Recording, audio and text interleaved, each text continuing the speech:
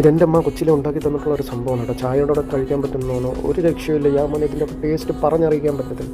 ഇതൊക്കെ ഉണ്ടാക്കി 1 മാസം വരെയൊക്കെ നമുക്ക് വെച്ചിരിക്കുക, ഒരു കുഴപ്പമില്ല. എന്തുവാണ്, അരി എടുക്കുക, വറുത്തെടുക്കുക, ആവശ്യമുള്ള എത്ര ക്വാണ്ടിറ്റിയൊക്കെ അവരവർക്ക് അനുസരിച്ചെടുക്കും. വറുത്തെടുത്തിട്ട് അതൊരു മിക്സി ജാറിലിട്ട് ഇതേപോലെ നല്ല രീതിയിൽ പൊടിച്ചെടുക്കുക. പൊടിച്ചിട്ട് അരിച്ചു കൊടുക്കുക. ഇവിടെ അരിച്ചൊന്നും ഞാൻ എടുത്തില്ല.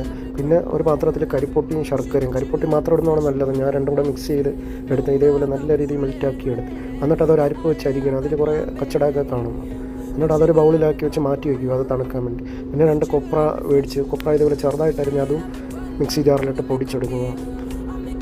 നാട്ടിലൊക്കെയാണെങ്കിൽ പച്ച തേങ്ങ എടുത്താൽ മതി. ഒരു കൊപ്ര ഇവിടെ 2 കൊപ്ര മേടിച്ച് 18 റിയാലാണ്. ഇനിയാണ് നമ്മളെ പരിപാടി. ഇതെല്ലാം കൂടെ മിക്സ് ചെയ്തെടുക്കണം. ഈ അരി വറുത്ത് പൊടിച്ചതും ഈ ശർക്കരപ്പാണിയും തേങ്ങാപ്പൊടിയും എല്ലാം കൂടെ.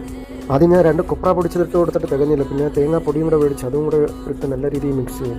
ഇനി ആ കരിപ്പൊട്ടി ശർക്കര ഉരുക്കിയത് മധുരത്തിന് വേണ്ടി ആവശ്യമുള്ളതുപോലെ ഒഴിച്ചിട്ട് നല്ല രീതിയിൽ ഇതേപോലെ മിക്സ് ചെയ്തെടുത്താൽ നമ്മൾ സാധനം റെഡിയായി. ഞാനെടുത്ത് എൻ്റെ വേ പ്രോട്ടീൻ്റെ ഡബ്ബയിൽ സ്റ്റോർ ചെയ്ത് വെച്ചിരിക്കുക. ഒരാഴ്ചയെങ്കിലും കഴിക്കണം. ഇതിന് പേരൊന്നുമില്ല കേട്ടോ. അവസാനം 4 പിടി ഇതേപോലെ വെച്ചിട്ട് ചായയുടെ കൊണ്ട് അടിച്ച് എന്താ ടേസ്റ്റ്.